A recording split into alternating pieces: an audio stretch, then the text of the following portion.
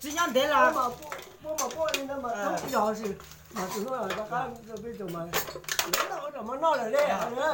做啥？啥？只是种子。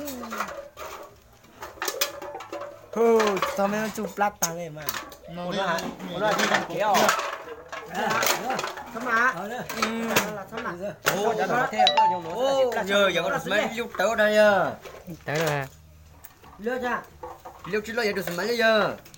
Tại con lừa. Bác ăn lừa gì vậy? Con mẹ ăn đấy. Tôi tao ngon ra. Vô. Rồi. Có tôi mới lúc mẹ tỏa nè. Rồi chỉ mua xin mãi. Ô, khỏi xin cho chưa? Ô, làm to á, khỏi to đây. Có mấy Sao nó ra rồi? Trồng cha mà. Đúng đi. Ủa liêu tao có Đúng bánh. đi.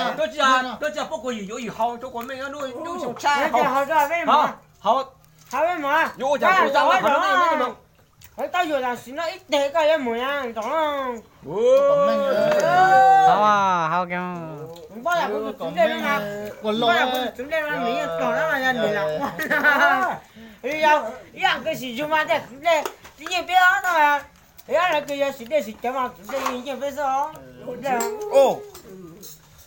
Thế à, chúng đây à? Rồi liêu. Nó xong bê. Đúng đi. Sao mà nó tao đã chọn đông lẩu anh nha. Đông lẩu anh tôi giờ chỉ không đông lẩu nó tàu chọn đông lẩu mà ăn tàu mà chỉ không tàu. Giờ tụi ăn. Cho đông lẩu cho tụi ăn nè. Rồi nè. Chọn tàu ăn mà. Chả có liêu đồ lúc béo có giờ. Năm mày mua. Có xe nhà bên rồi xe. Mua. Ôi ơi, chọn đông Mua mà có liêu chứ lo. Bây giờ lấy kia. Chọn mấy kiểu nó xưa, chọn mấy y mấy giờ đúng rồi, đi luôn rồi nha. Chọn mấy luôn rồi mà. Chỗ còn liêu mà biết là chọn nó sẽ ra chọn tên thôi. Tôi lẩu gì tao liêu có bao giờ chọn tôi thì tê chọn một餐tôi thì chọn lẩu sao mà. Đầu cá mà mềm mềm thôi chọn trồng nữa à. Thằng đâu ấy cá chỉ đầu to. Nhưng một餐lẩu nhưng một餐chọn lẩu lên bên mà lẩu mà này có những đúng tôi là tê ô biết tê chế luôn đấy. Tao mở cái đầu cá chúng khay mà muốn chế đâu mà. Đó rồi. Thôi. Đúng đi. Ô bây giờ Sao rồi. Đúng đi.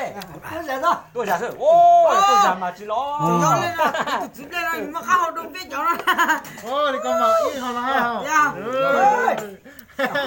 Ít tông gì à? Tôi giả mà cái này á. Ô giàu. Giờ ít giàu mà ít tao ha. Ô giàu mà ít tao của lo. Hả? Hả? Dạ. À dạ. À rồi.